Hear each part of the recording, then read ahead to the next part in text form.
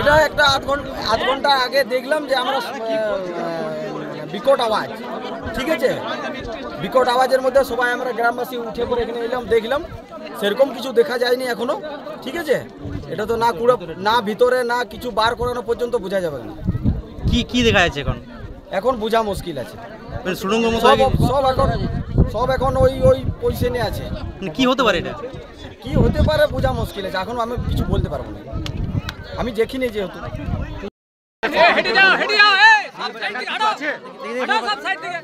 আমাদেরও কিছু দেখার নেই।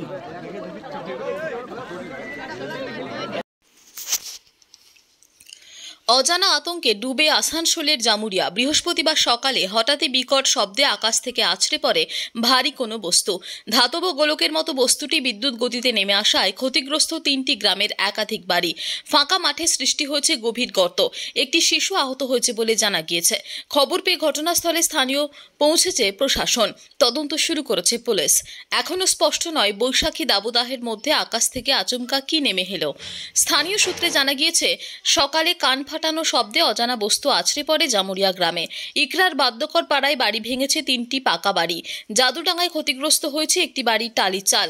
এছাড়াও বেনালিতে মাঠের মাঝে সৃষ্টি হয়েছে বিরাট গর্ত। বাদ্যকর পাড়াতে আহত হয়েছে এক শিশু।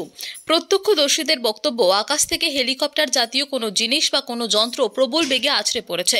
কারো মতে ধাতব গোলক, কোনো উল্কাপিণ্ড এসে পড়েছে তাদের গ্রামে। কেউ নির্দিষ্ট করে বলতে পারছে না ঠিক কি পড়েছে। তাহলে কি এই ঘটনা গ্রামবাসীদের মহাজাগতিক ঘটনা? আতঙ্কিত গ্রামবাসীরা, তেমনটাই দাবি করছেন তারা। পুলিশ এবং স্থানীয়দের একাংশের অবশ্য বক্তব্য, জামুরিয়া শিল্প তালুক এলাকায় লোহা কারখানার যন্ত্রাংশ ছিটকে এসে বিপত্তি ঘটেছে। জামুরিয়ায় 3টি এলাকাতেই পুলিশ পৌঁছেছে। ঘটনার পূর্ণাঙ্গ তদন্তের দাবি করছেন স্থানীয়রা। আমরা গ্রামের মাঝখানে বসেছিলাম, ঠিক আছে, তো সেখানে বসে থাকার পর একটা যেভাবে হেলিকপ্টার আছে একটা আওয়াজ ভন করে আসে, তো সেই আওয়াজটা দেখে পরে উপর দিকে তাকিয়ে দেখি একটা কালো মতন বেশ চক্রর মতন ঘুরে ঘুরে মহাকাশ থেকে আমাদের পড়তে দেখা যায়। তো সেটা দেখে পরে আমরা দৌড়ে দৌড়ে আসি তার পেছনের মধ্যে দিয়ে। তারপর দেখতে পাই এই মাঠের মধ্যে একটা পড়ে আছে, সেখানে প্রায় 4 ফুট থেকে 5 ফুট গর্তের মধ্যে ভিতরে ঢুকে আছে। এখনও সেই জিনিসটা কি তা আমরা এখনো পর্যন্ত জানতে পারি না। তাই আমরা প্রশাসনকে ফোন করেছিলাম, সেই প্রশাসন এখনো এসছে। তারা দেখি এখনো পর্যন্ত তারা কি ব্যবস্থা করে এটা জিনিসটা জানার জন্য। তাই এখানে আমরা দেখতে পাচ্ছি এখনো আমাদের মিহিরবাবু এসছেন জামুরিয়া থানার, ওনাকে আমরা ইনফর্ম করেছিলাম প্রথমে। মানে কি বোর্ডে কি এখন বুঝতে পারলে কিছু? না, সেটা আমরা বুঝতে পারিনি। একটা কালো চক্রের মতন ছিল, মহাকাশ থেকে বেশ দেখলাম পড়তে পারছি। মানে এই ঘটনার পর কতটা আতঙ্কে আছেন আপনারা? আমরা তো আতঙ্কে আছে।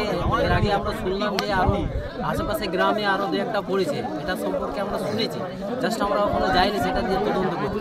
এবার এটা কি হতে পারে সেটা নিয়ে আমরা গ্রামবাসী একটা আতঙ্কের মধ্যে আছি, এবং সেটা জানার মধ্যে একটু উৎসাহ আছে যে জিনিসটা কি হতে পারে।